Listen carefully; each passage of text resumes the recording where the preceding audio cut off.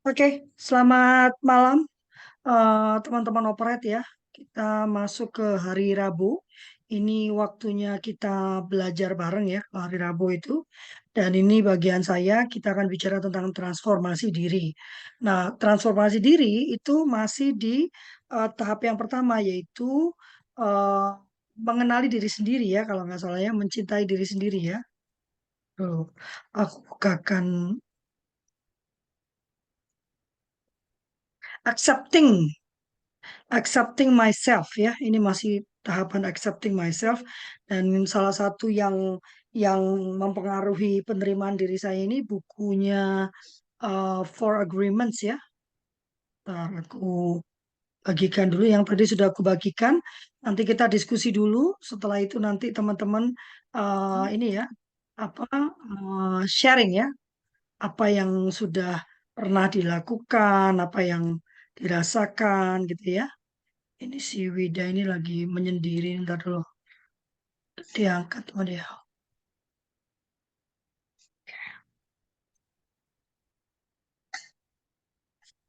Hai Kak Ima.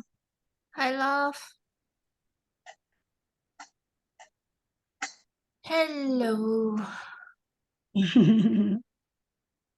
Kelihatan ya? SMA. Tuh, Ya. aku kok malah belum. Udah aku rekam ya?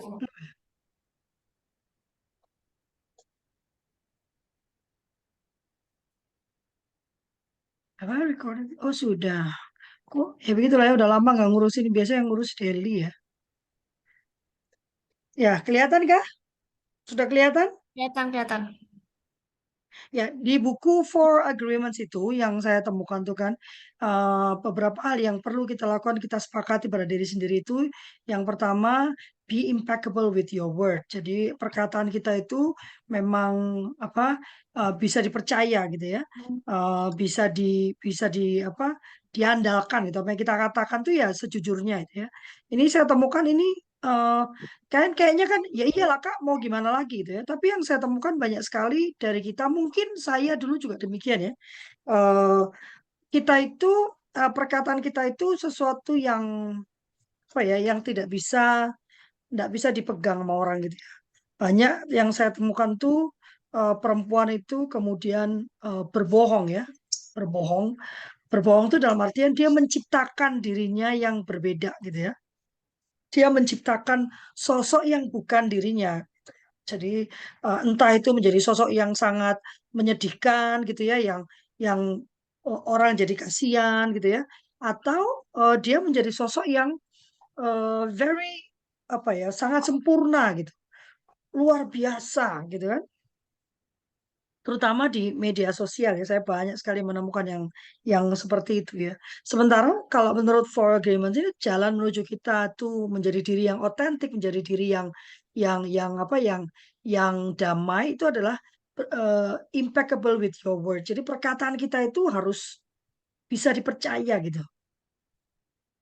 Tapi ini lihat ya, Anda bisa mengukur perkataan Anda itu apakah bisa dipercaya atau tidak itu ya dari tingkatan self love kita.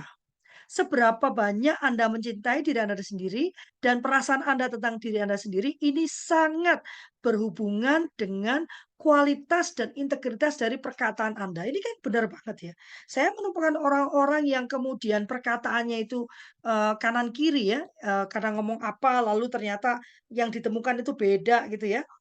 Itu ternyata karena self love dia itu sangat rendah gitu loh. Dia itu nggak dia nggak percaya bahwa dirinya itu eh, orang akan suka dengan dirinya gitu loh.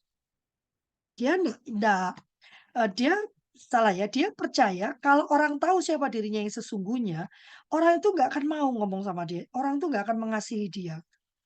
Saya tuh dulu pernah ya waktu awal-awal saya itu mau bercerai ya. Mantan suami saya tuh jadi waktu itu kan eh, kesalahan kami ya, kami panas-panasan gitu kan. Oh, aku mah ada yang naksir gitu, aku mah laku gitu ya, kayak gitu ya. Buktinya si ini si itu gitu ya zaman itu ya. Lalu dia berkata, ya karena karena dia itu mencintai orang ini jatuh cinta pada image yang kamu ciptakan. Lalu saya terkejut ya. Image yang kamu ciptakan. Coba dia tahu siapa kamu.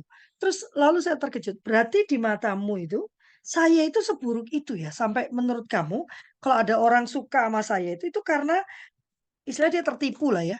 Tapi kalau dia tahu siapa saya sebenarnya gitu ya. Berarti saya yang sebenarnya itu eh, seburuk itukah di matamu gitu ya.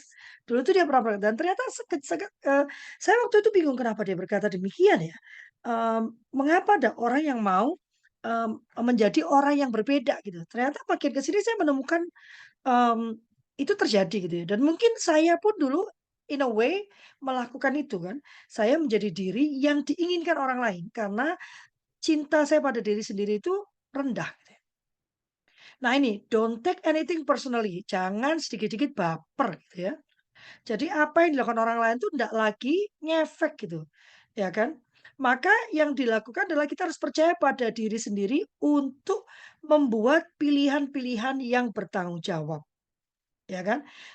Anda tidak akan pernah bertanggung jawab pada perilaku orang lain, tetapi Anda bertanggung jawab pada perilaku Anda sendiri. Nah ini juga mengubah cara pandangku ya, karena, dulu itu kan memang paling gampang itu, paling menyenangkan tuh kalau kalau put the blame on others ya. Habis dia sih begini gitu ya, pantesan aku terpaksa harus berperilaku demikian gitu ya. Eee dan yang saya temukan, saya kemarin saya lupa ya, saya ngomong sama siapa ya, saya bilang, pada intinya itu kita tidak akan pernah bisa mengendalikan perilaku orang lain gitu ya. Kita tidak akan pernah bisa mengendalikan pikiran orang lain, kita tidak akan pernah bisa mengendalikan perkataan orang lain. Tapi tapi kita akan selalu bisa dan harus bisa mengendalikan respon kita terhadap apa yang terjadi di sekitar kita. Jadi kalau orang lain jadi intinya tuh jangan apa ya, jangan berusaha mengubah orang lain. Lebih baik berefleksi lalu berusaha mengubah diri, tapi bukan tadi ya, yang pertama tadi ya, bukan karena kita ingin membahagiakan orang lain gitu. Tapi semata-mata karena kita ingin menjadi diri kita versi yang lebih baik. Saya kemarin ngobrol sama teman saya, jadi kami itu punya teman dekat ya, yang mengalami masalah yang sama berulang-ulang meskipun dengan orang yang berbeda-beda gitu. Lalu saya berpikir, bukankah ya kalau kita itu, mengalami masalah satu kali, 2 kali, ya dengan orang yang berbeda, kita mungkin berpikir, "Oh, kita tuh bertemu dengan partner yang salah," gitu ya. "Oh, salah orang kita nih, memang orang itu memang jahat," gitu ya. Tapi kalau masalahnya sama, terjadi berulang-ulang dengan orang yang berbeda-beda, bukankah lalu kita perlu bertanya juga pada diri kita sendiri, apa ini yang salah dengan saya? Apakah cara saya memandang orang lain itu keliru? Cara saya menilai itu keliru? Atau saya berinteraksi itu keliru? Karena kita nggak akan bisa mengendalikan bagaimana orang lain, tapi kita bisa mengendalikan diri kita sendiri. Don't take anything personally. Jadi kalau ada orang berbuat sesuatu, ini juga saya masih tahap belajar ya. Apapun yang dia lakukan tuh itu nggak akan ngena sampai ke jiwa raga gitu loh. Tapi, kita cuma melihat, oke, bagaimana saya kemudian merespon perilaku dia yang seperti itu. Itu yang bisa saya kendalikan. Dan ini memang membutuhkan keputusan dulu ya. Kita tuh memutuskan menjadi orang yang bagaimana. Lovely itu siapa sih? Turunkan itu semua, saya menurunkan semua, lovely itu siapa sih? Kalau orang menyebut lovely, apa yang bisa dia sebutkan? Nah, setelah itu baru saya memetakan sikap bagaimana yang harus saya miliki supaya lovely yang saya ada dalam pikiran saya itu, itulah yang terjadi. Yang ketiga, jangan membuat asumsi. Masalahnya kalau kita membuat asumsi itu, kita percaya bahwa asumsi itu adalah kebenaran. Ajukan pertanyaan, pastikan komunikasinya itu jelas. Jika Anda nggak mengerti, tanya.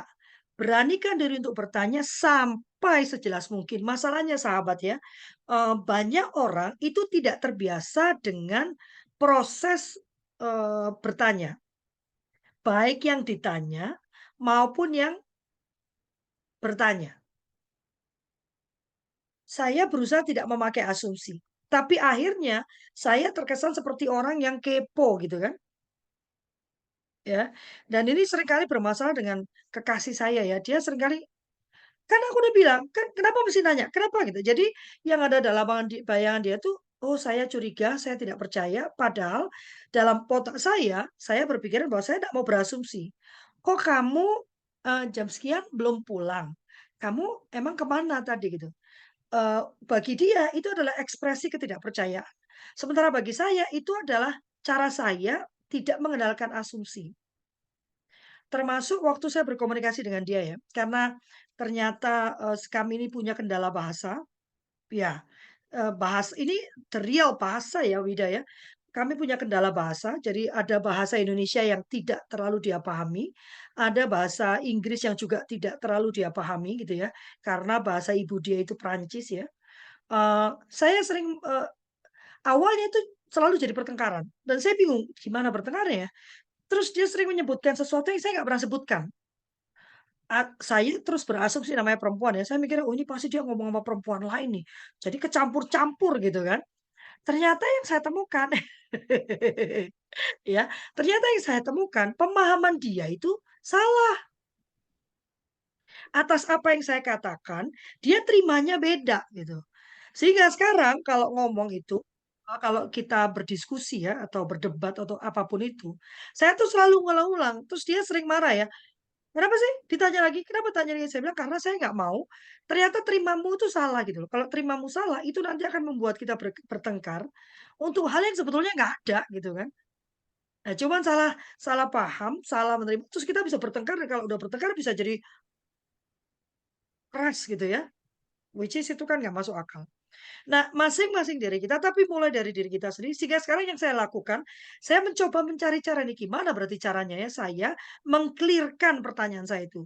Karena saya selalu bilang sama dia, saya itu tidak mau berasumsi. Saya mau selalu segalanya itu berbasiskan fakta, data, bukan asumsi. Maka kalau saya mau menyanyikan sesuatu, itu adalah proses saya mengumpulkan fakta dan data. Saya tidak berasumsi. Karena asumsi itu, the mother of all problems ya. Yang keempat, selalu melakukan yang terbaik. Ini memang saya pegang dari dulu ya. Mau dalam konteks apapun, saya hanya melakukan yang terbaik. Saya tidak peduli bagaimana hasilnya. Saya juga tidak peduli apakah dianggap atau enggak. Yang penting saya melakukan yang terbaik. Karena nenek saya tuh pernah bilang ya, hidup itu sebetulnya cuman masalah nanti waktu menutup mata, dia bilang. Jangan sampai nanti kalau waktu kita menutup mata, kita itu menyesali banyak hal. Saya pikir dulu waktu kecil saya pikir tidur. Jadi kalau tidur itu jangan sampai gelisah gitu kan. Sehingga saya cenderung menyelesaikan semuanya itu sebelum saya tidur. Makanya saya itu kalau tidur dulu itu sampai larut malam gitu karena semua harus selesai gitu kan. Kemudian saya berpikir, oh ternyata ini bicara tentang eh, live your life the fullest gitu kan. Jangan sampai nyesal. Yalah coba dulu gitu ya. Tapi ternyata maknanya lebih dalam lagi. Ini bicara tentang visi misi hidup. Ini bicara tentang value. Ya, bagaimana nanti kita itu, waktu menutup mata, quote unquote meninggal gitu kan, kita tahu bahwa kita sudah melakukan yang terbaik, sesuai dengan tata nilai, prinsip-prinsip hidup yang kita sepakati. Kita ya, kita tuh saya dan Tuhan ya, bukan saya dan suami, saya sepakati. Dan, dalam segala hal itu selama kita sudah melakukan yang terbaik karena hasil itu kan bukan ada di tangan kita ya. Hasil itu sudah sepenuhnya milik Tuhan. Tapi setidaknya saya bisa berkata bahwa saya sudah melakukan yang terbaik. Nah, kita mau diskusi dulu atau mau saya lanjutkan ke tadi yang hal-hal yang membuat ini tidak bisa dilakukan? Mau diskusi dulu atau mau saya lanjutkan? Lanjut dulu aja, Kak. Kamu udah lihat belum yang aku buat itu? Ah, ini menurut saya menarik banget ini ya. Jadi buku itu mengatakan bahwa ada hal-hal yang membuat kita tuh tidak bisa melakukan 4 hal tadi loh. Yang pertama domestikasi dan pengkondisian. Ini menarik banget menurut saya. Ini yang saya sadari benar gitu ya.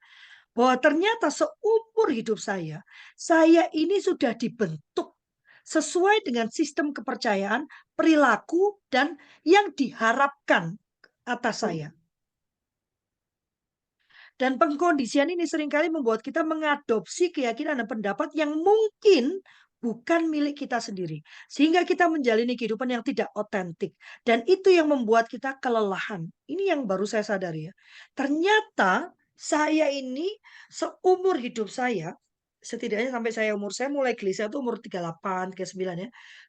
Kata Teh Yanti waktu itu, eh, ya bisa. Kata Teh Yanti waktu itu tuh, katanya memang umur 40 tuh gelisah Lovely. 41, 42 itu jadi lebih tenang. Enggak juga, saya masih gelisah. Ternyata yang saya temukan, ternyata saya ini sedang tidak otentik. Saya tidak sedang menjadi diri saya sendiri. Sehingga hidup saya itu menjadi melelahkan sekali. Bukankah melelahkan ya menjalani sesuatu yang it's not us gitu loh.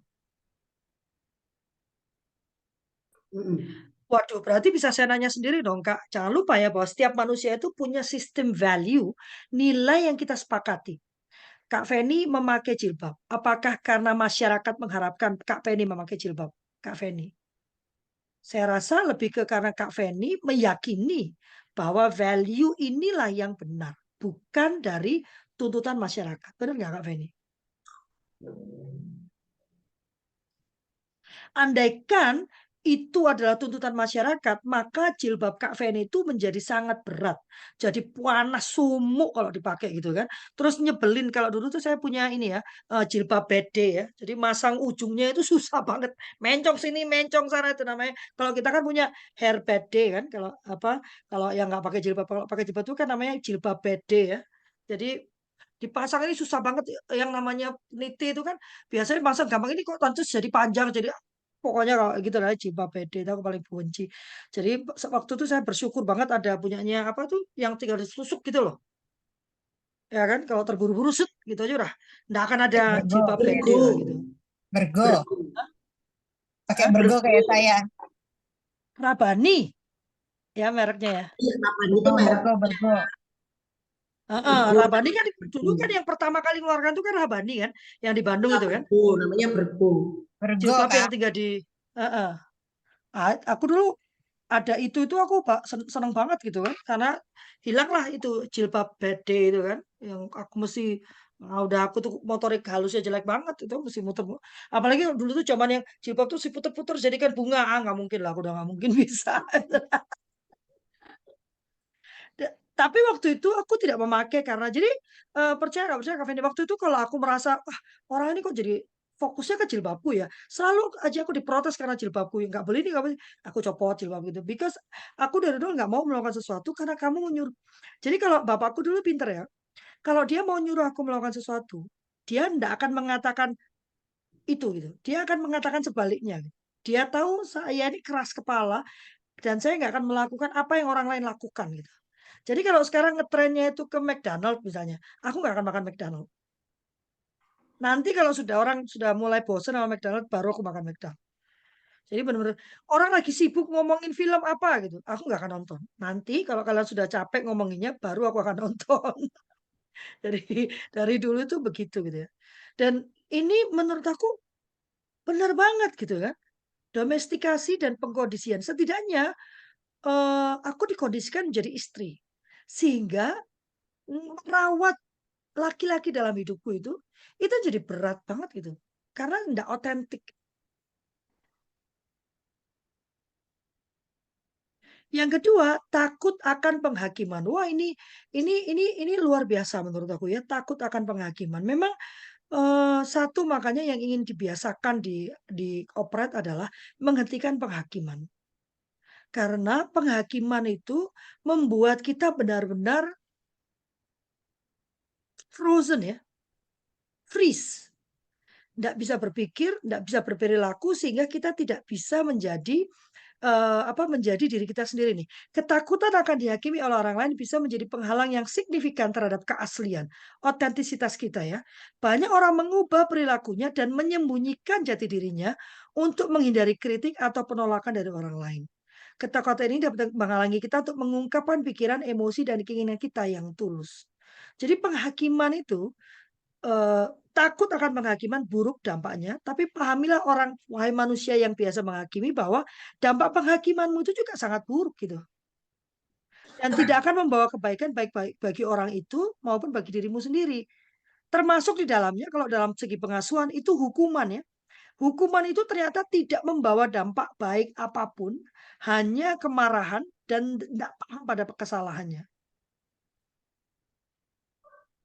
Berikutnya, Anda memang tidak menghormati kata-kata Anda. Jadi kalau ngomong janji ya terserah nantilah gitu ya. Integritas ya.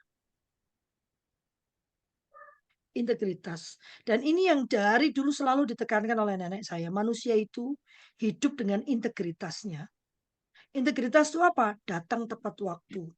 Kalau ngomong iya, ya iya. Kalau udah janji ya ditepati. Kalau ada tugas ya dikerjakan.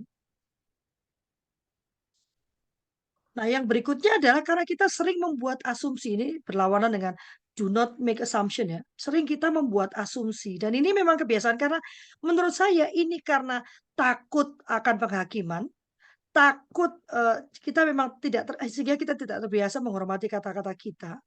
Ya kan? Sehingga kita sering membuat asumsi karena kita takut kalau kita bertanya itu akan membuat kita tampak seperti seolah-olah kita itu rewel, seolah-olah kita itu bodoh, seolah-olah kita itu eh, sok tahu atau sok pintar. Banyak seolah-olah asumsi kita sendiri terhadap pandangan orang sehingga kita memutuskan membuat asumsi. Nah, mari kita berdiskusi.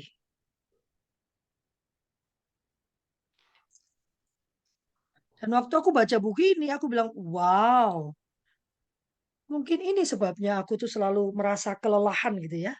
Selalu merasa capek gitu ya.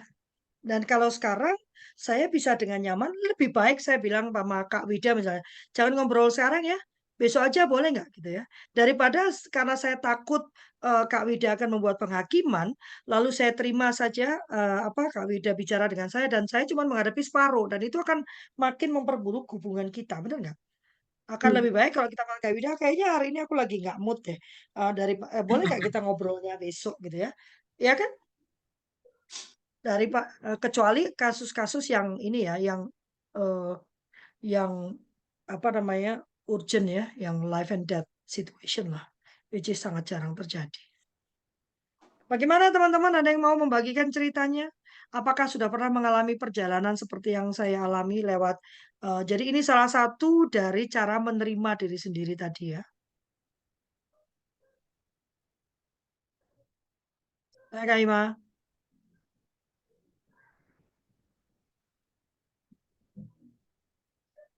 Gimana? Kak Nana, Kak Ima, Kak Feni, Kak Wida, kamu udah Oh buka? ini, kalau siapa ini? Siapa dulu nih? Jadi mau silakan, kamu udah buka mic.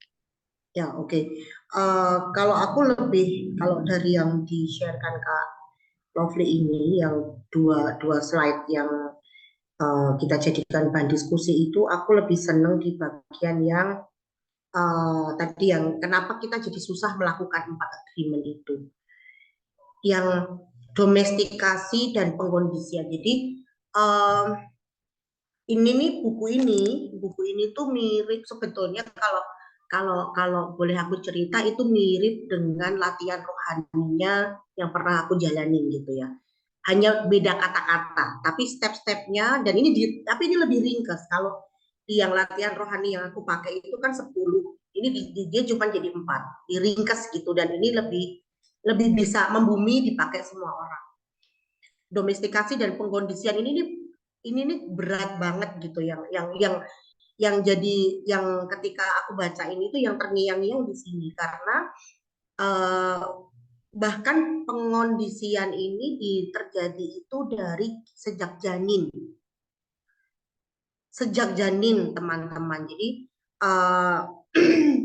ada harapan, ada doa, ada keinginan yang itu bukan punya kita gitu ya. Dan tapi itu membentuk kita. Ini menjadi yang aku senang kata Kak Lovely tadi.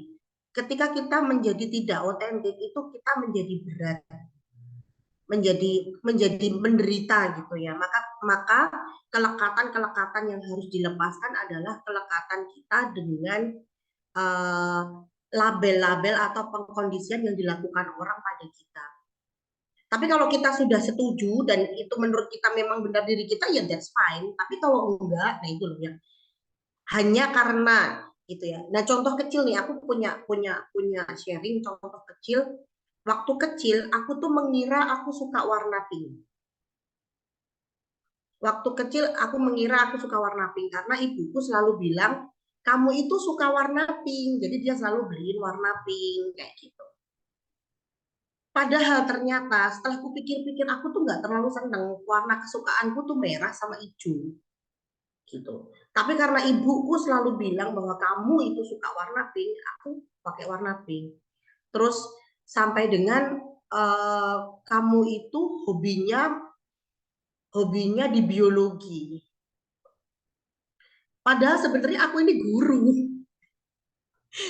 Jadi kenapa pada akhirnya aku lulusan bioteknologi tapi sekarang jadi guru dan S3-ku di pendidikan gitu. Karena di sini duniaku ternyata, dan ketika aku menemukan itu, melepaskan label dari ibuku jadi bisa berkembang gitu. Tapi itu butuh proses dan butuh pergulatan karena kita kayak takut gitu ya, nggak enak untuk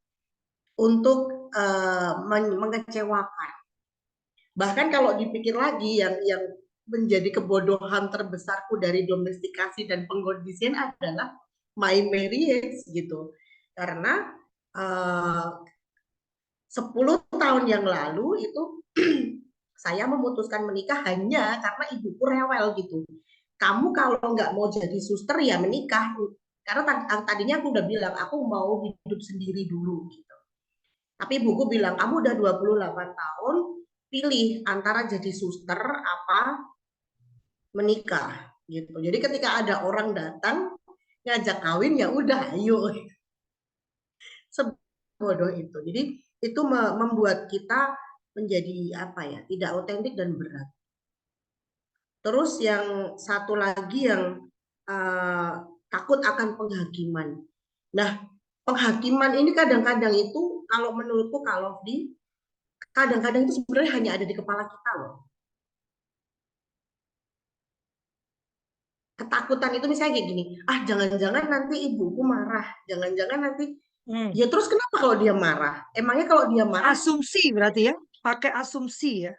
Ya, cintanya berhenti gitu loh. Emang kalau dia marah terus cintanya berhenti kan enggak kan gitu loh. Ini yang sekarang teman-teman saya berusaha banget untuk membantu kedua anak saya untuk tidak takut terhadap penghakiman ini. Dan I always tell them, kalau mami marah bukan berarti mami itu berhenti sayang. Jadi jangan sampai misalnya aku ikut les hanya karena nyenengin mami gitu, atau I make this project because mami want me to doing that. No, kamu punya hak untuk bilang enggak gitu, tanpa harus takut bahwa nanti mami akan berhenti mencintaimu gitu. Itu sih Kak yang bisa aku sharingkan dulu. Ada lagi? Menarik banget, menarik banget.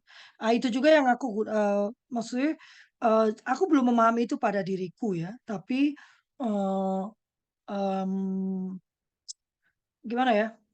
Puji Tuhannya gitu Kak Wida ya. Jadi aku baca buku ini kan baru ya, dan baru merefleksi, oh itu ternyata yang terjadi pada diriku. Tapi memang dari awal aku nggak pengen anak-anakku tuh misalnya submit pada pandangan orang gitu ya. Eh, sehingga yang aku lakukan, eh, apa eh, anak-anakku pun bisa ngomong gini ke aku. Kenapa mama peduli sama apa yang dikatakan si pendeta ini atau pendeta itu atau kakak tante ini gitu kan? Dia bilang jangan dengarkan siapapun gitu. Dengarkan kami aja gitu. Dan buat kami, mama itu ibu yang terbaik. Mama tidak pernah mengecewakan kami. Jadi orang lain mau ngomong apa itu, mama nggak usah dengar gitu. Menarik juga ya anakku bisa ngomong begitu ya.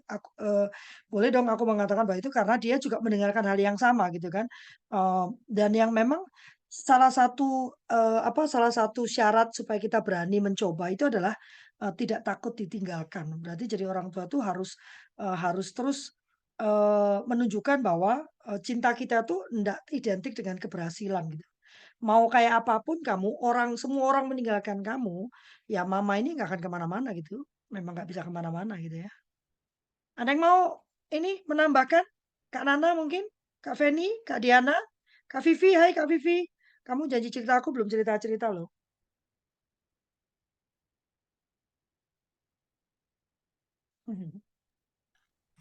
Hai, halo. Gimana Kak Nana? Mau sharing ya. Kesimpulanku malam ini yang aku dapat malam ini tuh setelah melihat pemaparannya Kak Lufli, itu awalnya aku mengira aku sudah cukup bisa menerima diri, ternyata setelah melihat itu tuh masih perjalanan jauh sekali dari menerima diri sendiri. Masih banyak yang harus belajar gitu. Jadi aku tuh tadi inget dari ceritanya Kak Wida itu juga, dari aku zaman sekolah itu aku selalu dipilihin juga sama orang tua. Jadi aku tidak pernah punya apa ya namanya. Mungkin karena dulu kan aku juga mikirnya kasihan kalau aku milih sekolah nanti orang tua aku gimana secara ekonomi kan kami ya miskin lah gitu lah waktu itu dulu hidupnya, karena yang kerja cuma ibu walaupun ada bapak gitu.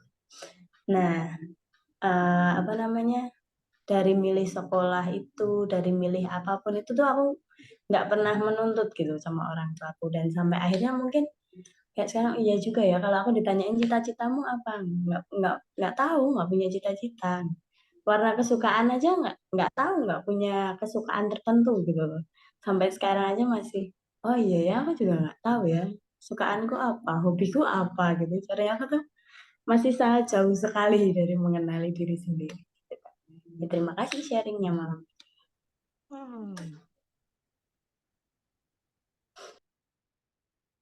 Menarik, menarik, menarik. Memang aku sendiri pun, karena menurut aku ya self acceptance itu long life journey ya.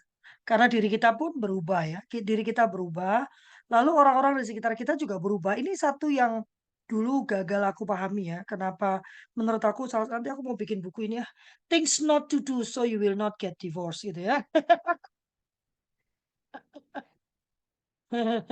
Ya kan? Jangan lakukan ini biar gak cerai gitu ya. Salah satunya menurut aku adalah aku nggak siap dengan perubahan yang dialami oleh mantan suamiku. Jadi sebagai orang yang perfeksionis, aku ini kan perfeksionis ya.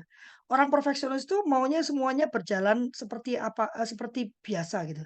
Jangan ada perubahan gitu. Apalagi perubahan yang tidak bisa diprediksi itu sesuatu yang berat ya. Makanya orang-orang perfeksionis itu biasanya control freak ya. Karena kami ingin selalu mengendalikan outcome. Hasilnya itu harus bisa diprediksi. Kalau enggak, itu sangat mengerikan. Makanya saya belajar untuk tidak mengendalikan hasil. Atau bahkan belajar untuk, jadi ambilnya yang ekstrim kalau aku ya. Jadi nggak ada kata, oke, kita akan berusaha, tapi kemudian enggak. Aku ambil yang ekstrim. I don't care about the result. Itu aja. Pokoknya aku berjalan, aku bekerja gitu ya. Hasil itu bukan urusanku, dan ternyata memang ada di Alkitab dikatakan bahwa kalau manusia itu menghargai usahamu, itu ada Tuhan yang bekerja dan tetap menghargai apa yang kita usahakan gitu, dan dia akan berikan balasan dalam bentuk yang beragam-ragam gitu. Itu kan makin memperkuat ya bahwa kita melakukan sesuatu itu memang bukan demi membuat orang lain menyukai kita gitu. Bukan demi membuat orang lain tuh memuji kita gitu kan. Bahkan mengapresiasi. Yang penting itu adalah kita tahu yang kita lakukan itu memang dari hati, memang tulus ya mau kita, dan ini memang sesuatu yang kita percayai. Nah, dulu waktu aku melihat mantan suamiku itu berubah, Aku itu jadi takut gitu ya, karena jadi nggak dan makanya waktu itu dulu itu kan ada kata memahami. Jadi untuk mencintai itu kan katanya kan eh, cinta itu berarti kan eh, memahami ya. Kita tuh harus memahami pasangan kita gitu. Eh, itu sesuatu yang sangat melelahkan. Kita tuh nggak perlu memahami. Jadi not everything tuh kita mesti paham gitu. Kamu tuh kok perilakumu kok gitu, gitu. Nggak perlu gitu. Tapi memang yang wajib adalah respect ya, menghargai, menghormati apa yang menjadi pilihan dia. Nah, yang kata kuncinya sebetulnya dalam sebuah hubungan itu adalah menerima, acceptance. Ya memang begitu ya, ya begitulah gitu. Memang caranya begitu. Jadi kita tinggal mencari bagaimana kemudian dengan orang yang begini ini kita bisa berkomunikasi dengan baik dan yang kita mau itu paling tidak 75% lah diakomodir ya. Berarti capek banget dong, Kak. Well, kita itu berhubungan dengan orang lain, bekerja, kita effortnya besar. Kenapa kemudian di rumah kita justru tidak mau effort gitu loh. Kemarin tuh pacar saya tuh masang status ya, dia tuh statusnya kan aneh-aneh ya, dia ngambil dari TikTok, dia ambil dari itu ya. Terus dia bilang gini, laki-laki itu di status itu dia bilang, laki-laki itu dia bilang, "Em, kalau dia mau main-main, dia suka sesuatu yang perlu effort gitu. Wah, ngejar perempuan ini, tapi dia cuma mau main-main. Begitu dapat dia puas dia tinggal. Tapi kalau dia jatuh cinta, dia senang sekali. Dia nggak suka kalau itu perlu effort gitu. Wah, aku ngomel-ngomel ya. Aku bilang ini nih pendapat orang yang sangat bodoh kalau menurut aku. Buat apa kamu membuat effort untuk sesuatu yang sia-sia gitu? Kamu ngejar perempuan yang kamu tahu cuma mau kamu buat main-main, kamu kasih effort gitu. Tapi untuk seseorang yang kamu tahu bisa kamu habiskan hidupmu, kamu tahu bisa memberikan manfaat, kamu malah nggak mau ngasih effort dan kamu jadi kesel kalau perempuan itu buat kamu bereffort gitu. Kata lakiku, loh kita jadi bertengkar. Ya karena menurut aku yang kamu pasang itu kan yang kamu pikirkan dong gitu kan. Ya kan? Justru aku nggak akan memberikan effort kalau orang itu tuh nggak terlalu penting itu nggak gitu. Kalau dampaknya itu cuman senang sejenak, puas sejenak, buat apa gitu. Mendingan waktuku yang memang cuma 24 jam gitu kan. Energiku yang cuma 100%. Kita kan nggak mungkin punya energi 200% kan. Energi kita kan 100%. Waktu menghitung, jadi menjadi tua ini ada baiknya juga ya. Karena membuat aku kemudian menyusun prioritas itu loh. Mana yang mau aku berikan effort, mana yang enggak. Mana hal-hal yang enggak perlu aku masukkan dalam pikiran. Mana yang memang perlu. Kalau nggak perlu ya dilewatin aja gitu. Kadang-kadang lupa deh. Jadi kayak orang yang tidak peduli sama sekali. Karena menurut aku enggak ada manfaatnya gitu. Jadi jangan khawatir ya karena menurut aku tuh itu long life journey. Karena kita akan selalu berubah, kita berkembang. Walaupun umurku udah 50 tahun, tapi aku percaya aku terus berkembang ya, aku evolve terus kan. Lalu orang-orang di sekitar kita juga bertumbuh dan berkembang. Sehingga menerima diri kita yang baru, terus itu tuh perlu effort yang terus berkelanjutan. Begitu juga dengan pernikahan ya, menerima pasangan kita itu adalah satu usaha yang berkelanjutan gitu. Nggak bisa berhenti di saat I do terus selesai. Nah, itu adalah working in progress terus sampai kita tutup usia. Hidup itu adalah working in progress terus, nggak pernah selesai. Selesai ya pada saat kita sudah tutup mata itu baru selesai.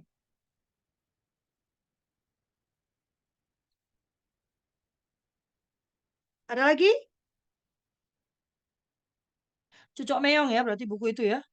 Nampar banget ya, nampol banget buku itu tuh. Gimana Kak Ima? Kak Ima ini sebenarnya menarik ya, karena dia menikah dengan orang asing. Mungkin dia tidak mengalami apa ya beberapa problema yang kita alami karena kita menikah dengan orang lokal ya. Aku nggak tahu ini kan asumsi ya, karena kan aku berasumsi eh, orang-orang dari dataran Eropa, Amerika itu kan dia lebih lebih advance ya pemikirannya tentang hubungan, tentang. Oh silakan Kak Wida. Nah, aku tadi ngomongin tentang beda bahasa tadi ya Kak. Jadi even kita itu menikah dengan sesama orang Indonesia, tapi ketika jadi etnografi itu tidak, setelah aku pelajari ya,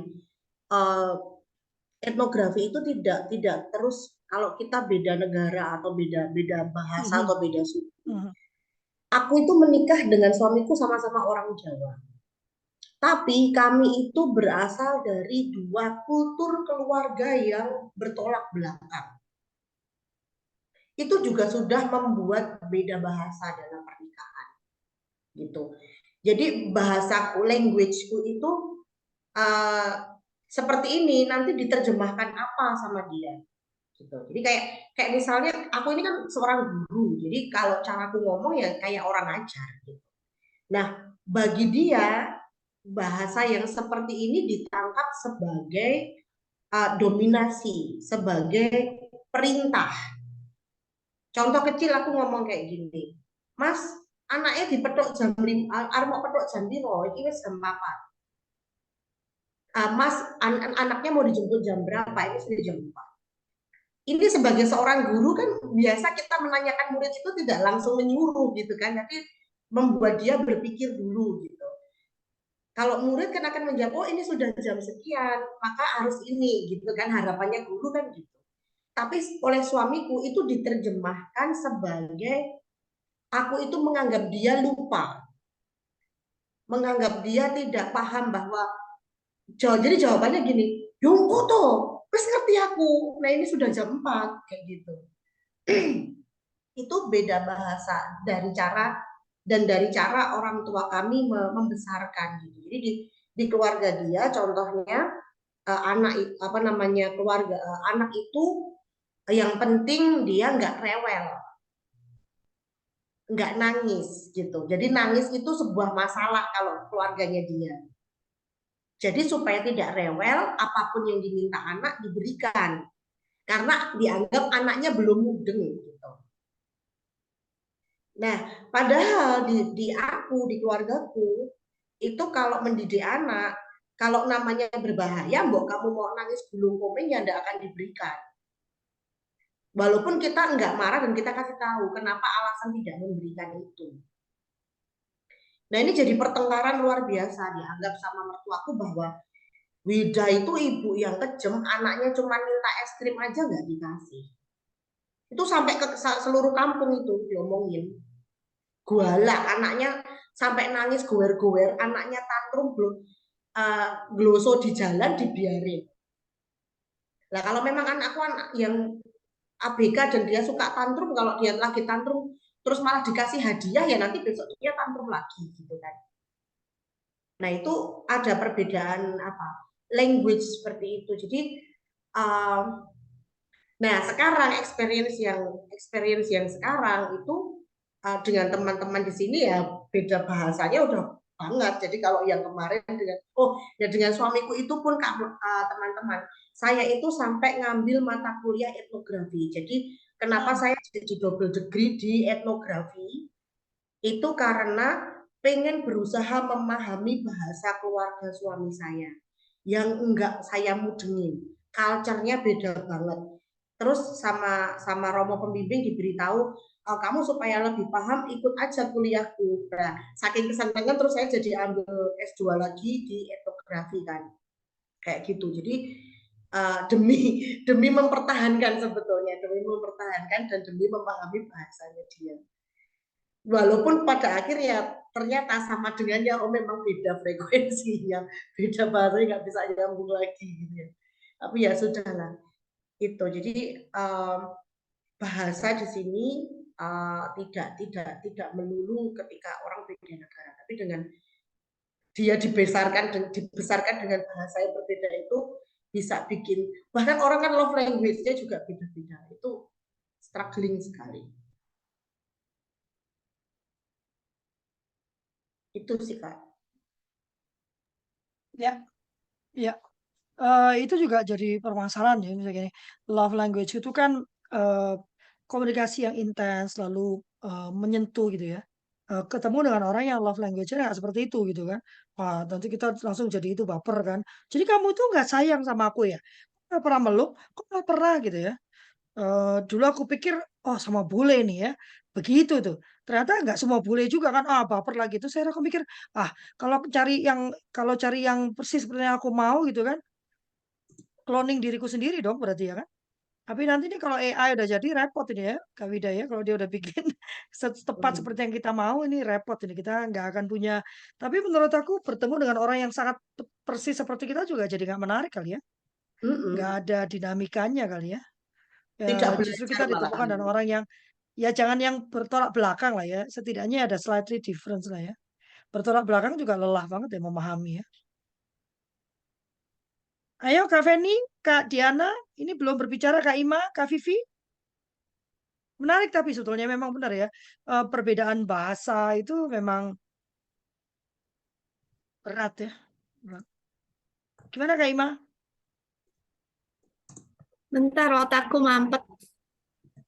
Otakmu mampet. Ya aku tuh nggak mau bilang nggak seharusnya berbeda. Gini loh, berbeda budaya aja kadang konflik ya, apalagi kita yang berbeda Hmm. culture, bahasa. Itu nyata banget. Dan aku ngalamin. Iya. Eh, bahasa terutama ya.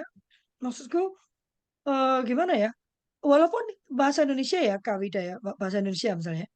Kita terbiasa berbicara dengan para profesor, ya, berbicara dengan para ilmuwan. Nggak mengatakan bahwa kita lebih pintar, tapi jelas diksi yang kita pakai itu beda gitu. Ya kan? Diksinya beda, terus penataan kalimatnya berbeda gitu kan. Terus kita sebenarnya kan sama ya kalau aku misalnya diminta bicara kepada khalayak yang menengah ke bawah gitu. Aku kan nggak bisa menggunakan bahasa yang sama kalau aku lagi bicara dengan para profesor, misalnya gitu kan. Sama dengan aku bicara dengan para profesor, terus aku pakai bahasa yang aku pakai kalau ketemu dengan mama-mama gitu kan, gitu ya. Nggak bisa juga gitu kan. Nah ternyata yang aku temukan tuh kekasihku ini pinter banget bahasa Indonesia bagus, Kak Wida. Tapi ternyata diksi yang aku pakai itu dia nggak paham. Dan dia sempat tersinggung, dia bilang, kayaknya baru kamu deh yang bilang ada masalah dengan bahasaku. Well, kalau kamu ketemu dengan teman-temanku yang advokat-advokat ini, ya kamu juga akan bingung dengan apa yang mereka bilang kan? Karena bahasanya berbeda. Terus nggak cuma bahasa Kak Wida, yang aku temukan tuh topik ya, topik. Jadi misalnya gini, karena kalau Kak Wida kan guru, aku pendidik juga ya. Walaupun aku nggak bisa menyebut diriku guru ya, aku pendidik ya. Lalu advokat, gitu, ya. Aku konseptor. Sehingga kalau ada apa-apa, apapun yang terjadi, misalnya nih kasusnya eh, kasus yang lagi rame lah, apa gosip-gosip itu ya. Atau ada teman kita yang mengalami sesuatu. Nah, aku tuh senang mendiskusikan itu gitu ya. Tapi kalau ketemunya bukan dengan konseptor, diterimanya itu sebagai rumpi gitu loh. Ah, Lovely ini ngerumpi gitu loh. Tapi kalau misalnya aku ngobrol sama Yanti misalnya, Teh Yanti ya, dia nggak akan menerima itu sebagai rumpi. Kita akan ngobrol panjang dan di ujungnya kita akan menghasilkan, oke berarti kita harus bikin tulisan tentang ini. Lalu modul pelatihan tentang ini. Lalu ini perlu advokasi bahwa pembicaraan itu tidak boleh ke sana, harus supaya ini tidak terbentuk. Ujungnya itu. Tapi ternyata itu nggak bisa aku lakukan dengan siapapun. Kalau jatuhnya sama kekasihku aja.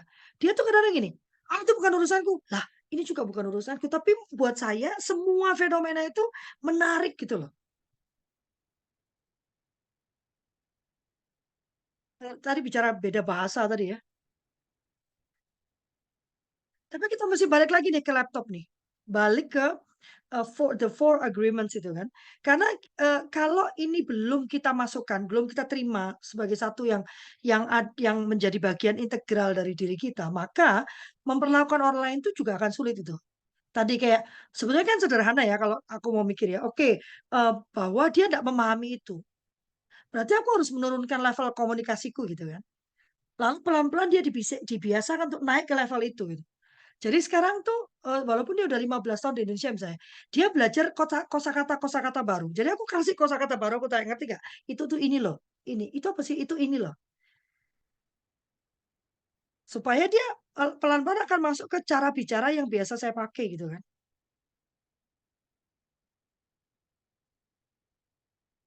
Tapi kan kalau kita ndak tadi yang 4 tadi ya, true to our impeccable with our words gitu kan. Jadi kita juga bisa gini, aku tahu bahwa aku ini orang yang tidak kasar. Lovely itu menurut Lovely itu tidak kasar. Maka ya kan, dalam kondisi apapun itu aku tidak akan mengeluarkan kata-kata makian. Tapi kalau kita belum sampai ke tahap misalnya self love itu nggak benar-benar terbentuk, akan sulit melakukan itu gitu. Termasuk di dalamnya tadi kan apa bersikap otentik dari 4 tadi itu ya, 4 agreement tadi itu kan. Menurut saya kalau kita tidak berselesai dengan diri kita sendiri, tidak lepas dari tadi belenggu-belenggu 4 tadi itu ya yang sudah dibentuk dari kecil gitu kan, ketakutan akan penghakiman, sering berasumsi gitu kan, lalu sering perkataan kita tidak kita pegang teguh, integritas kita dipertanyakan. Nah,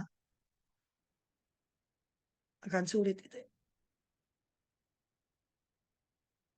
Beda-beda persepsi soalnya, benar, benar. Karena latar belakang berbeda gitu, pengalaman berbeda gitu kan. Nah ini juga penting ya, kadang-kadang kita tuh belum-belum sudah bertengkar dulu sama suami kita, biasanya ya, ujung-ujungnya, elah ternyata dia tuh salah paham di titik yang ini loh. Jadi perkembangannya kemana-mana gitu kan.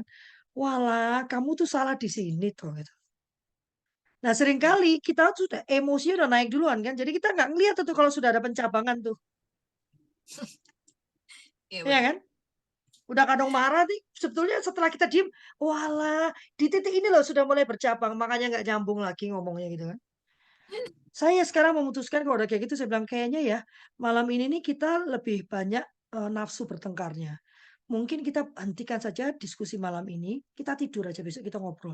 Daripada nanti makin panas, terus akhirnya kita tuh mengatakan hal-hal yang tidak kita apa ya, yang kita sesali gitu. Mendingan kita tidur aja gitu. Mungkin lebih gampang buat saya karena dia tidur di sana, aku tidur di sini kan. Kalau di sebelah ya susah kali ya. Ngelihatnya pengen Susah Kak, diskusi lagi. susah. Susah Kak. Iya nggak, Beni?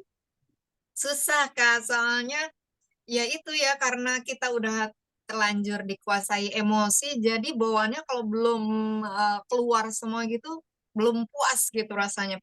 Cuman pengen eh, menunjukkan bahwa kamu tuh salah, aku loh yang bener. Nah, untuk sadar ke situ aja bahwa udahlah gitu, stop aja sampai di sini. Itu tuh butuh proses yang belajarnya tuh lama dari sejak mulai berumah tangga sampai 20 tahun berumah tangga itu masih proses gitu kayak gitu. Jadi untuk mengenali itu aja ini saya Jawa Sunda ya. Maksudnya untuk berkomunikasi eh kita tuh sebenarnya notabene selevel gitu ya dalam arti dari sosial secara sosial, secara Hmm. pendidikan pun selevel. Tapi itu tuh tetap aja ternyata cuma dari hari ke hari makin bertambah usia perkawinan itu tuh intensitasnya semakin berkurang, berkurang dan berkurang. Itu ya kita karena kita sama-sama belajar gitu karena kita tahu ini arahnya tuh mau dibawa kemana. Kita udah sama-sama udah sama-sama klik. Ya kita tujuannya ke sana loh. Cuman kadang caranya dia beda, caranya saya Hmm. beda, maunya dia kemana, saya kemana. eh untuk nemuinnya ini loh, ya Allah, Masya Allah, itu aduh struggling banget gitu kalau yang ngerasain sih. Hmm. Ya, aku juga setuju gitu sih. Eh makanya lebih mudah dengan aku karena aku kan nggak satu rumah ya, gitu. Jadi nginjek remnya tuh lebih gampang gitu. Justru jangan komunikasi dulu gitu. Tapi kan kalau satu rumah kelihatan, kalau menurut aku dia ada kaitannya dengan dulu tuh kan kita diajarkan bahwa jangan bawa masalah sampai besok pagi gitu. selesaikan sebelum tidur. Itu kadang-kadang juga itu juga apa ya? Itu menurut aku pemahaman yang salah. Jangan marah, yes. Tapi masalah itu bisa didiskusikan nanti gitu kan.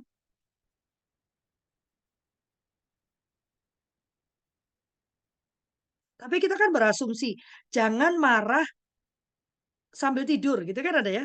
Dulu ibuku selalu pesan walaupun di Alkitab juga ada ya. Jangan marah sambil tidur gitu. Jadi kita berasumsi jangan marah sambil tidur itu berarti kita harus beresin nih. Diskusinya harus beres nih gitu kan. Kalau perlu sampai pagi deh gitu kan. Sementara makin ke pagi kan kitanya udah makin capek, dia juga capek, jadi ngomongnya juga makin ngaco kan.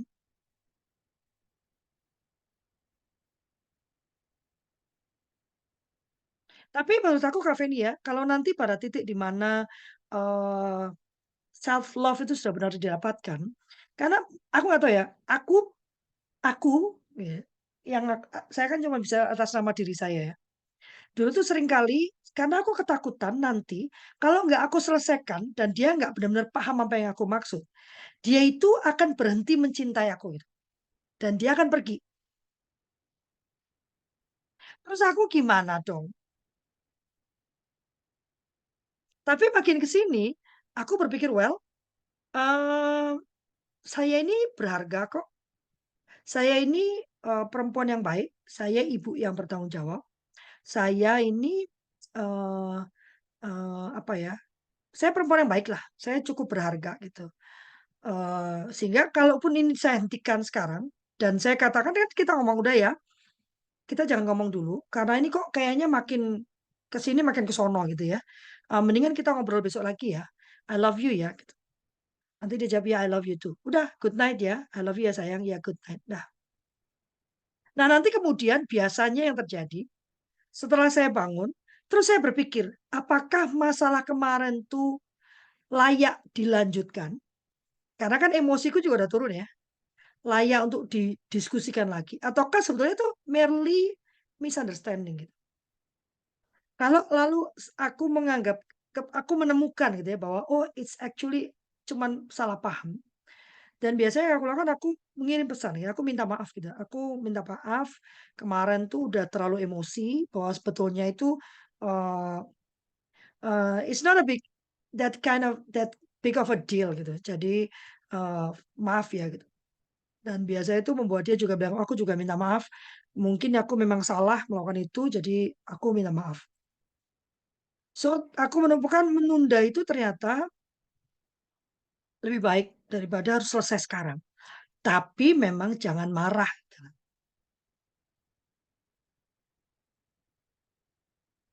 Karena aku ngeri banget kalau terjadi apa-apa yang mereka ingat adalah kata-kata terakhirku adalah kata-kata penuh ini ya, penuh kekerasan, penuh penghakiman ya.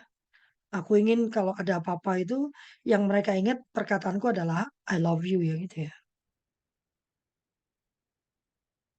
Agak-agak ini sih agak-agak sok romantis ya, Bad.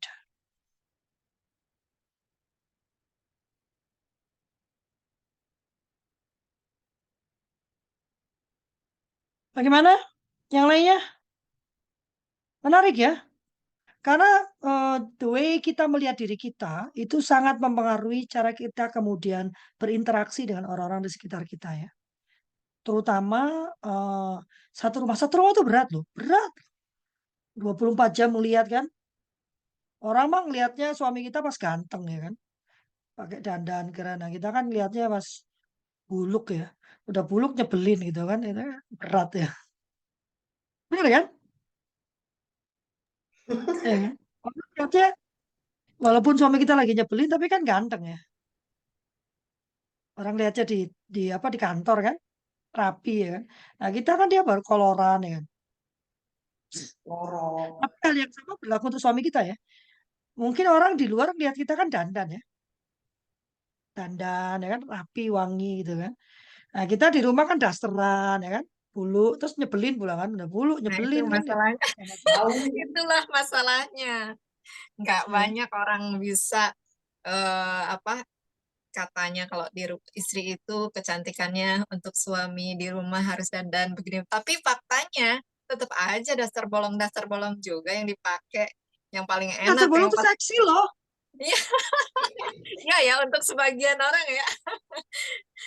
Terus masih bau terasi lah, bau ulekan lah, apa segala macam, tetap aja kan, aduh gimana ya untuk jadi ratu gitu tuh kayak yang kayak aduh ribet banget deh gitu.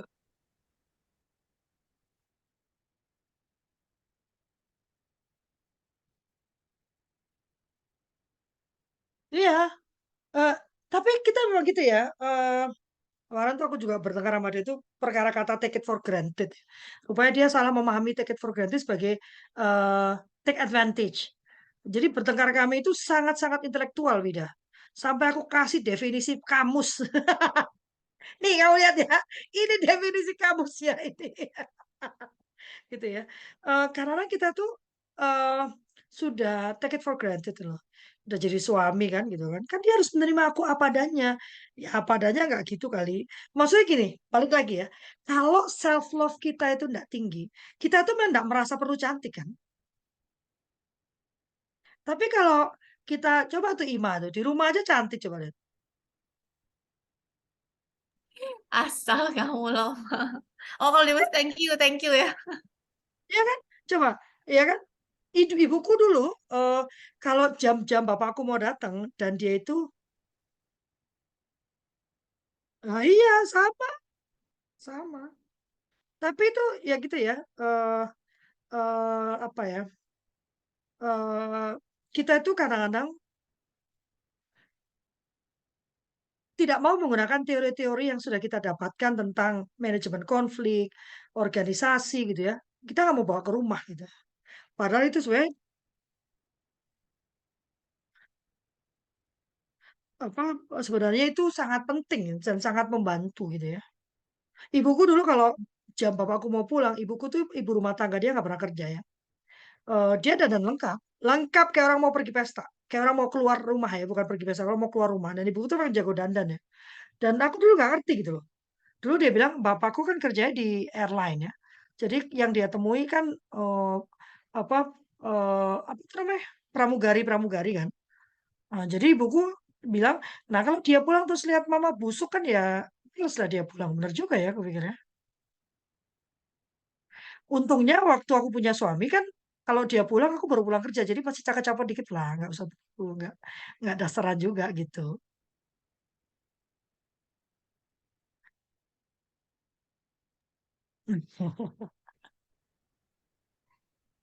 Jadi Iya sih sebetulnya Kak, marilah kita cantik itu dari kita sendiri sebenarnya. Gimana Kak Diana? iya bener.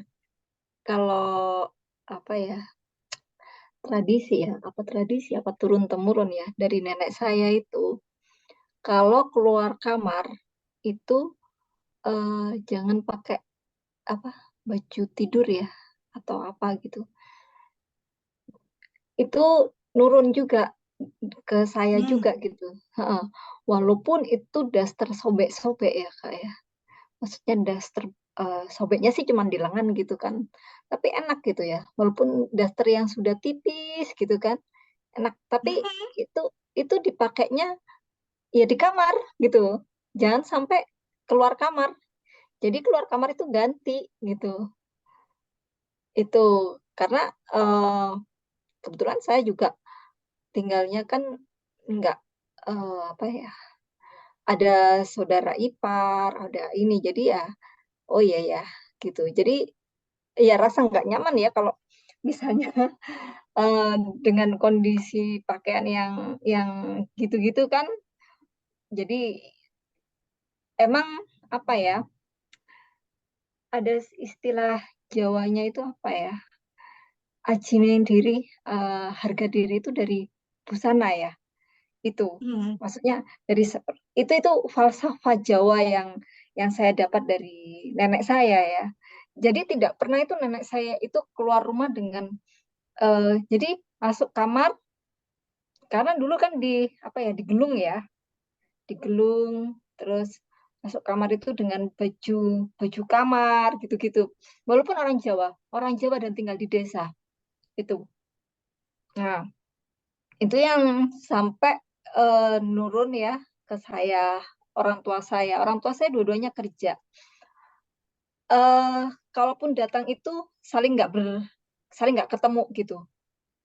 Tapi setiap apa ya, ibu saya datangnya sore, bapak saya malam. Tapi nanti eh, jam-jam tertentu itu ibu saya tuh dandan cantik gitu. Hmm. Dandan cantik gitu. Terus kita itu selalu nanya, emang mau keluar kemana gitu kan? Anak-anak emang nggak boleh gitu. Jadi itu ekspresi beliau untuk apa ya? Kelihatan cantik di rumah gitu. Itu yang beliau kan kerja itu dari pagi ya Kak ya. Pulang jam Hmm. 4. Bapak saya pagi pulang jam 1 terus habis itu lanjut kerja lagi sampai jam 6. Nah, di jam 6 ke jam 7 itu ibu saya pasti dandan cantik. Atau kadang-kadang ibu saya ininya apa pulang sore, bapak saya pulang malam jam 6. Bapak saya pulang jam 4 gitu. Jadi kadang-kadang nggak ketemu, tapi eh, kadang-kadang beliau itu mungkin ya itu tadi falsafah Jawanya itu yang dipakai. Aji ning diri apa Aji ning diri itu saka busana gitu. Aji apa harga diri itu dari pakaian gitu. Ya nggak ini sama eh, ibu saya kalau keluar dari kamar nggak pernah pakai daster, nggak Hmm. pernah. Iya, sama. Jadi bangun tidur, mau tidur pun pasti ganti baju gitu. Nah, tapi Hmm. kadang-kadang nggak semua anaknya yang mengikuti aturan gitu ya. Tapi memang saya rasa ada benernya juga gitu loh Kak. Hmm. Hmm. Ada benernya juga. Jadi eh, kalaupun wanita eh, itu keluar apa ya area-area nyamannya itu memang di kamar. Tapi kalau keluar kamar itu sudah bukan area nyaman. Jadi beliau harus berpenampilan yang selayaknya wanita yang dihargai, disayangi gitu-gitu. Itu yang saya dapatkan dari orang tua saya sih. Tapi walaupun saya itu kadang-kadang ya tampilannya ya belal, tapi kalau keluar kamar saya usahakan untuk tidak pakai daster itu. Just apa baju baby doll gitu ya Kak ya. Hmm. Hanya baby doll gitu atau apa pokoknya keluar kamar nggak pakai daster atau pakai nggak keluar kamar pun nggak pakai piyama gitu. Menarik, Sudah ganti. menarik, Ya. menarik. Nah, salah satu tuh kenapa aku tuh agak-agak malas terima tamu tuh karena aku malas dandan ya. Kalau di rumah, Sama, Kak, sama. Aku pun. ya kan? Tapi kalau ketemu para profesor dan para pakar kan kamu udah dandan kan, Loh? Nggak kan keluar dari rumah toh, kan profesornya nggak datang ke rumah. Ya, Iya, betul. nah, tapi Ya at least udah dandan kan kalau ketemu para Iya, pakar. maksudnya kalau keluar rumah itu memang aku merasa walaupun kalau kekasih itu dia lebih suka aku polosan ya. Em, dan itu sempat berdebat kita, kenapa kok aku maunya dandan gitu ya. Dia merasa, jadi kamu kalau dandan merasa cantik. Lo enggak, ya justru sayang gitu. Aku udah cantik nggak dandan gitu. Sayang banget gitu, udah cantik nggak dibikin bagus gitu. Maksudnya, jadi bukan aku merasa jelek terus harus dandan, kebalik gitu. Aku mah cantik gitu. Makanya kalau nggak didandani kan sayang gitu kan. Eh, eh, tapi gini loh, eh, dulu tuh ya aku pernah punya pacar ya, orang asing, dia bilang hanya di Indonesia dia bilang kita bisa melihat perempuan pakai daster tuh sampai ke Indomaret. Emang benar kan? Ya, pakai Parah itu piyama. sih. Parah Oh itu. iya, Iya kan? betul. Anak-anak sekarang tuh kan ya ke Indomaret Gokil, itu dasteran ya. Oh, gokil ya. parah. Iya pakai baby doll gitu-gitu Pakai ditutupin biar piyama, kayak iya, pakai mahasiswa itu piyama. Apalagi Baik. kalau mereka gitu Kak. tinggalnya di apartemen. Iya, iya. Iya. Jadi dia pikir itu kayak halaman rumahnya gitu. Kayak belanja di depan rumah. Ya, relate banget. Iya kan? Pipi aku. Terus saya, Kak, dan saya. Aduh, iya dia Nyaman pakai soalnya, cuman di Kak. Indonesia kata dia. Kita bisa lihat perempuan pakai daster di mana-mana. Itu saya Mas, nggak peduli mau keluar ke Indomaret kemana ya pakai daster. Kadang malah nggak pakai bra. Wah, Dan saya orangnya paling kasih apa jaket apa mantel jaket aja. Paling males itu. oh, jangan salah dong. Kalau zaman dulu aku jilbaban, Kak Feni, relate nggak? Jadi kan lagi pakai daster, tahu-tahu harus keluar gitu kan? Ya udahlah, dasternya warna hijau, jaketnya warna merah, jilbabnya karena Tabrakan. asal ngambil kan warna Ya tabrakan aja deh. Udah nggak peduli. Kalau jadi nggak sekarang emang cantik gitu banget sih, orang Kak. lihatnya ya. Elah ini orang Bener, mau lari kemana? bener. Saya juga sekarang gitulah. Pokoknya sekarang yang penting kadang-kadang selebor juga gitu. Sama kayak Kak Vivi. Kadang-kadang saya juga mikir, kok saya selebor banget sih. Dulu nggak gini-gini amat ya. Kok sekarang Iya, nggak tahu semakin kesini yang penting nyaman gitu aja. betul. Nah, Tapi prinsipnya kan mau berarti pakai gini Kak, berarti udah gini nggak kita pakai tuh high harus heels punya lagi nih baju. Kak Lovely. Udah nggak Iya kenal harus high punya heel lagi. baju. Sekarang penting nyaman Iya, jadi gitu baju aja. yang di rumah itu, baju yang di rumah itu harus yang polos, ya kan? Mm-mm. Sehingga kalau tato harus ketemu itu kan tetap cantik gitu Iya, loh, Kak.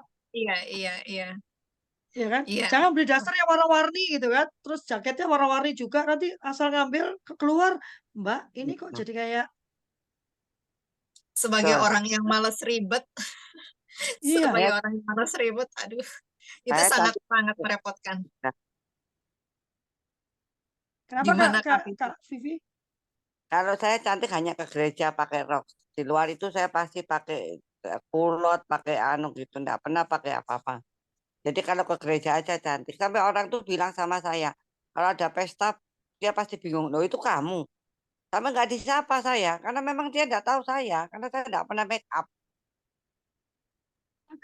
Nah, kita balik lagi ke definisi cantik sebenarnya kan Kak Ima nih mestinya ya. Definisi cantik itu kan nggak berarti pakai make up komplit ya. Tapi yang representable gitu. Ya. Misalnya ya, apa kalau mau ke ya Kak Vivi yang nggak juga pakai pakai itu ya. Walaupun saya juga gila ya. Saya kadang-kadang kalau ke ini nih, tapi tergantung ini ya, tergantung bahan baju saya ya. Dia Ya. harus tebal ya. Kalau tebal kan nggak kelihatan dalamnya kan. Kecuali orang itu ngintip gitu kan nggak mungkin juga gitu kan. Tapi yang penting mukanya cakep, cantik cerita gitu. Dia nggak tahu kan dalamnya. Iya kan. Yang penting wajah itu loh. Bener Iya. Kak Lovely, yang penting lipstikan. Ya nggak ngelomprot ya. Ngelomprot tuh bahasa Indonesia apa, Mm-mm. hoi? Yang penting nggak buluk Ya, aja. kucel. Buluk bener ya Nggak kan? buluk. Iya. Kucel. Perkara mau pakai sebenarnya kalau di luar negeri udah orang udah nggak biasa loh pakai pakai bra ini cuma kita aja gitu. Dan bra itu sangat apalagi untuk saya yang gemuk ya itu sangat ini loh sangat menyebalkan.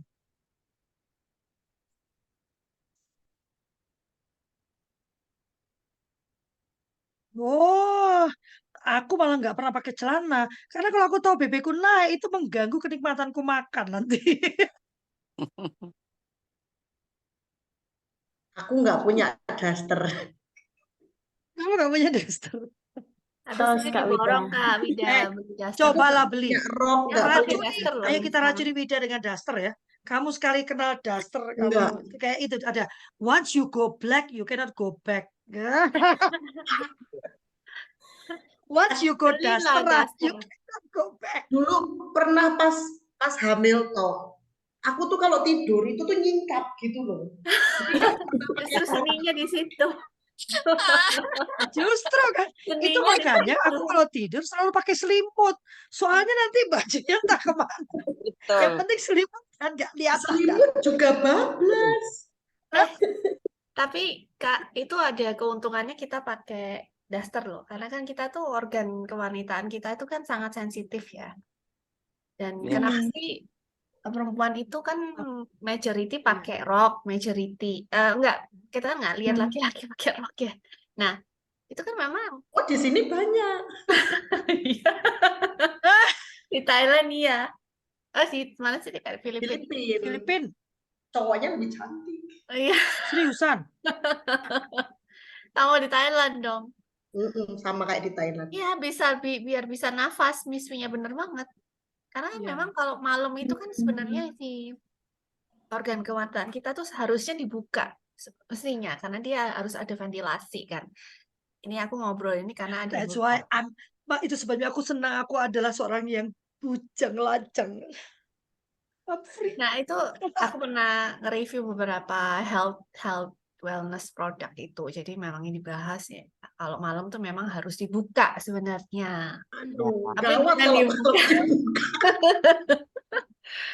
Tapi Tapi memang ya sekarang nggak masalah dong mau tak buka ya. Karena kenapa aku kalau pakai celana itu di double, misalnya nih kita pakai daleman lalu kita menggunakan celana itu nggak akan bakteri-bakteri yang baik itu nggak akan berkembang baik sebaik jika kita hanya pakai daster dan katakanlah daleman yang tipis atau sebenarnya yang paling bagus nggak pakai daleman sebenarnya pakai Yes. daster aja itu Terima yang kasih Kak hanya Ima. dokter deh itu Terima kasih Kak Ima. kalau aku dulu di apa beauty wellness ya aku ngomongin beauty and wellness ya aku paham sih. Cuman habis aku itu nggak Kak punya. Wida kulaan ini beli Kak, aku tuh nggak punya rok loh. Satu pun nggak punya. Nanti kamu di Indonesia beliin ya. nanti kita di makeover nih Kak Wida ketemu nih Iya, begitu dia pulang kita Tapi make over tomboy, dia. bahkan tak cerita nih, aku tuh pertama kali di sini bulan pertama itu dikira aku gay, dikira aku cewek. Karena aku tomboy, cuman pakai celana pendek, kaosan udah, dan kaosku ya nggak ganti-ganti, cuman itu terus pasti modelannya kayak gitu, rambutnya cepat, udah. Ada Kamu nanti kalau di make over, jangan-jangan ya nanti Wida kalau kita make over, dia tiba-tiba menjadi sangat peduli pada kulitnya. belum Jadi merah-merah. nanti kita tunggu aja sampai ketemu Kak Wida tunggu aja ya Tunggu kan dia pulang ke Indonesia. iya tunggu. Diracunin Kak Ima, diracunin Kak Korbannya Ima. korbanku udah Lovely nih. Lovely adalah korban saya. Kan? Korban dengan senang hati. Korban dia itu. Korban pertama, pasien pertama. Iya. Wah, luar Racun biasa. Kak Ima, aku emang jualan racun. Memang dia racun dia. Aku Tapi emang racun. dia itu ya peracun yang modal. Ya, kalau cuma ngoceh dong sama dia aku dikirim gimana coba? Kalau sudah dikirim nggak dipakai kan kurang ajar namanya kan. Dia bilang Lovely, itu kulit mesti dijaga tuh kulitmu tuh. Udah mulai ini. Terus dia kirim ini ya untuk dipakai. Gimana kalau nggak dipakai kan dosa banget dia. Dia adalah peracun yang baik dia. Wah, luar biasa. Jadi kesimpulannya ya, bahwa kita perlu menjadi diri kita yang otentik dulu ya. Untuk menjadi diri kita yang otentik, kita harus membebaskan diri dulu dari belenggu tadi, framing tadi ya, pengkondisian tadi ya. Bukan berarti kita melawan kalau menurut saya.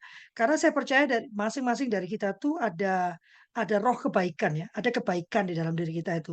Sehingga kita tinggal menemukan bentuk kebaikan diri kita tuh seperti apa, lalu kita berperilaku sesuai dengan value yang kita miliki. Seperti kata Kak Wida tadi, nggak semua kok, nggak berarti semua yang sudah kita alami itu semua salah, itu enggak ya. Kita gali kembali diri kita, dan jangan-jangan memang itulah diri kita gitu. Dampaknya adalah kita bisa menjalani hidup ini dengan lebih ringan. Karena kita tahu ya itu kita tidak sedang berpura-pura, kita tahu itu telah otentiknya kita gitu.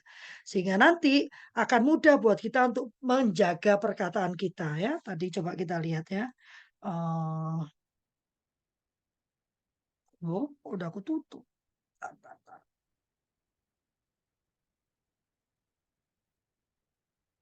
Hmm, ya, sehingga nanti kan yang 4 tadi ini bisa kita lakukan dengan baik ya.